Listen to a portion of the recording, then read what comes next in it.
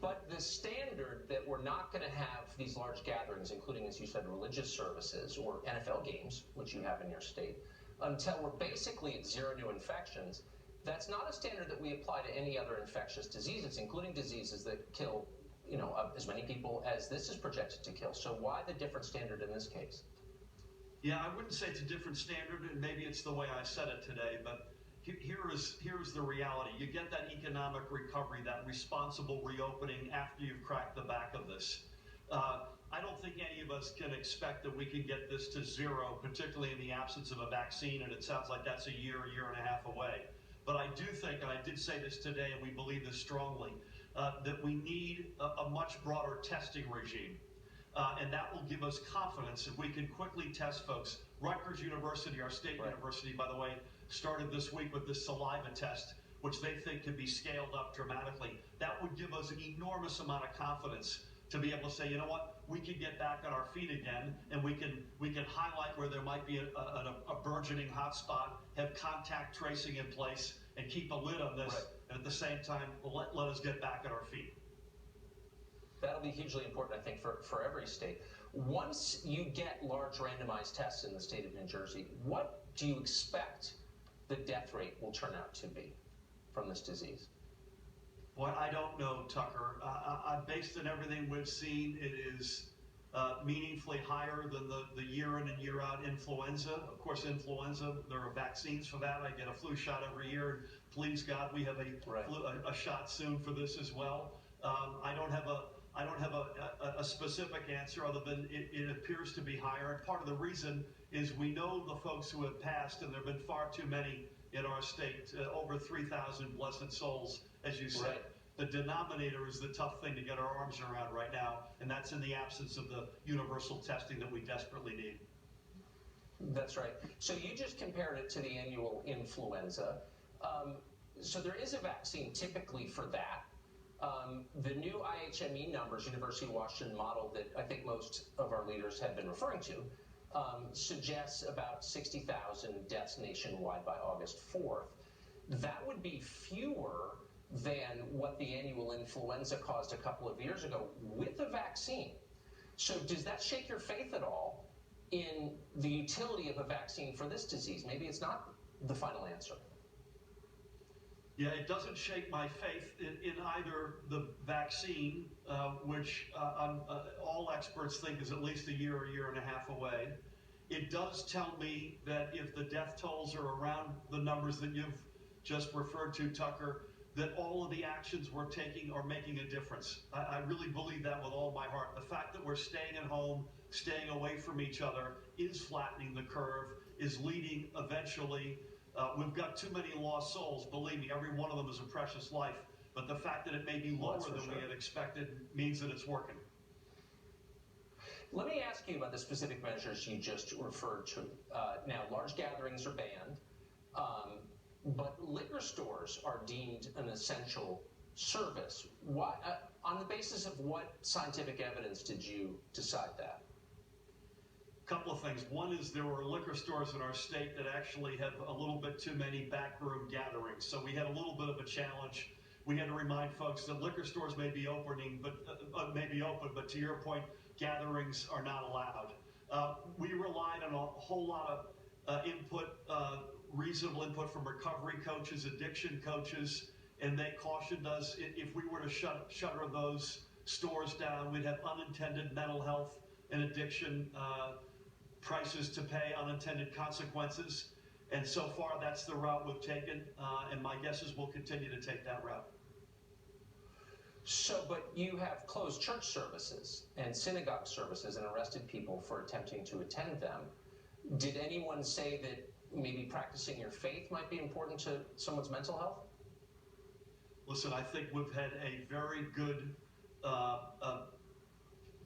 common ground with faith leaders of literally every faith who understand this. And by the way, whether it's a liquor store, a pharmacy, a supermarket, we expect folks to distance themselves from each other, to wear face coverings, etc. There's an enormous amount of faith going on virtually right now, a lot of practicing going on, and we care deeply about both physical health and mental health. Of course. course, but I just, and I don't want to be too persistent on this, but I think it's important. On what scientific basis did you decide that sitting in a church was much more dangerous than buying liquor in a liquor store? And why is buying liquor more important for the social fabric? I'm just trying to think. You're not the only governor who's done this, and I don't mean to pick on you, but I don't understand the reasoning. I don't want to think it had anything to do with tax revenues. No, it does not have anything to do with tax revenues. Our revenues are so blown up, that would be a rounding error, trust me. This is not either or. It can be and both. I've spoken to Cardinal Tobin, to the leaders of the Jewish community, of the Muslim community. People are at peace where we have come out there. No one's happy. Everyone wants to get back to what they think of as the norm, and who could blame them? I want to do that as well. But I don't think these are one versus the other. I think you could have both of these realities at the same time, and that's what we have in New Jersey right now. So why, back a couple of weeks ago, you closed state parks and people have been arrested for using them. A man was arrested for sitting alone on the beach. Tell me why that poses a danger. And again, on what scientific basis did you make that decision?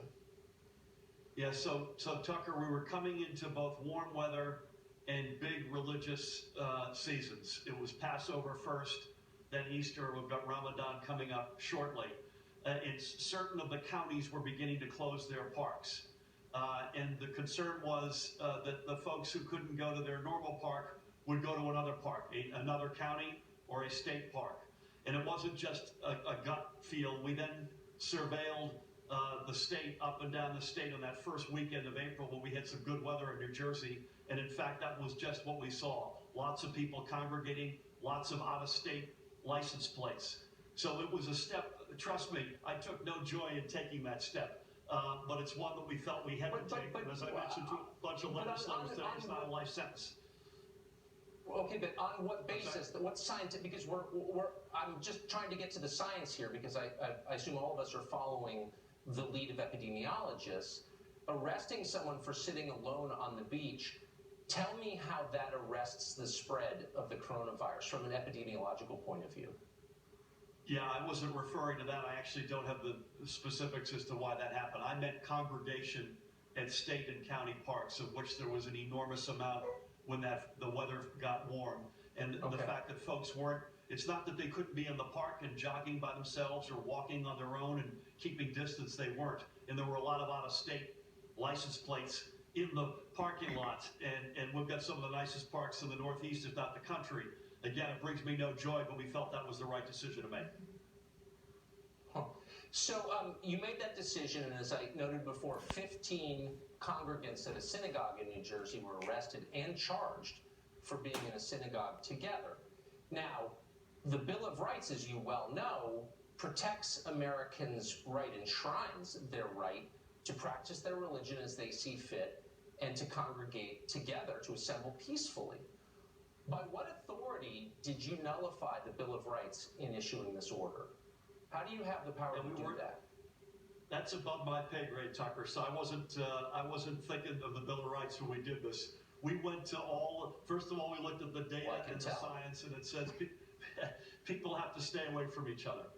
That's the best thing we could do to break the back of the curve of this virus that leads to lower hospitalizations and ultimately fatalities. And I'm not contesting that, though. I think I do think there's a debate. This is a rolling conversation because we're learning new things every day, and nothing is settled at this point. Understood. But I do want, since you are an elected official, a leader in the government, an executive, how do you have the authority to order something that so clearly contravenes the Bill of Rights of the United States, the U.S. Constitution? Where do you get the authority to do that?